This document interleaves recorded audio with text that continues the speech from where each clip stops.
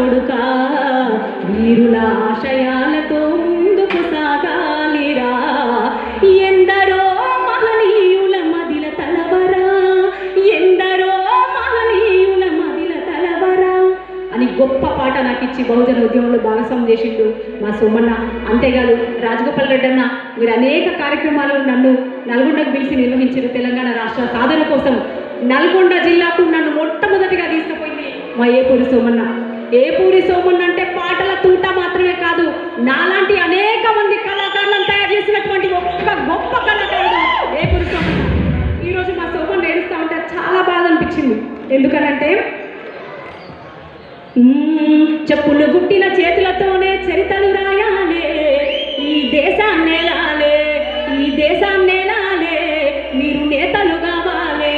ఆ చెప్పులు గుట్టిన చేతులతోనే చరితలు రాయాలే, మా దేశం ఏలాలే, మా రోజులు రావాలే, తెలంగాణ ఏలాలే, మా రోజులు రావాలే, మా రోజులు రావాలే, తెలంగాణను ఏలాలే, తెలంగాణను ఏలాలే, దేశాన్ని ఏలాలే. తెలంగాణ రాష్ట్ర సాధన కోసం కష్టపడిన వాళ్ళలో ఒక్క పాట ఇవాళ అసెంబ్లీలో కూర్చుంది. ఒక్క పాట. నేను అడుగుతున్నా, ఇన్నేళ్ల స్వతంత్ర దేశంలో పాటలు పాడేటోడు, ప్రజల పక్షాలు నిలబడేటోడు, బుల్లెట్లు దింపుకోవాలి, మోకాళ్ళ కొట్టుకోవాలి, ఎగురాలి, దుంకాలి, ప్రతి సభలో మేము పాట పాడాలి, లక్షల మందిని కూర్చోబెట్టాలి.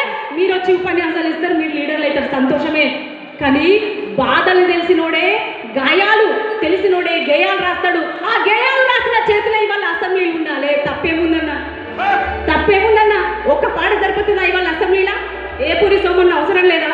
మహిళా మనులు కళాకారులు ఎంతమంది కష్టపడ్డాం, కాళ్ళు చేతులు ఎరగొట్టుకున్నాం. ఇవాళ మేము అంటున్నాం రాజగోపాల్ రెడ్డి అన్న, మేము మీతో కలిసి ప్రజల కోసం పాడాలి, ఆడాలి, వాళ్ళ కోసం పనిచేయాలనుకుంటున్నాం. ఈ ఒక్కటే మాట నేను ఇక్కడ దాకా చెప్పడానికి వచ్చిన. ఏపూరి సోమన్న త్యాగం వృధా కాదు. మా రాజగోపాల్ రెడ్డి అన్న లాంటి అన్న అండగా ఉండగా వృధా కాదు, ఖచ్చితంగా నిలబడుతుంది.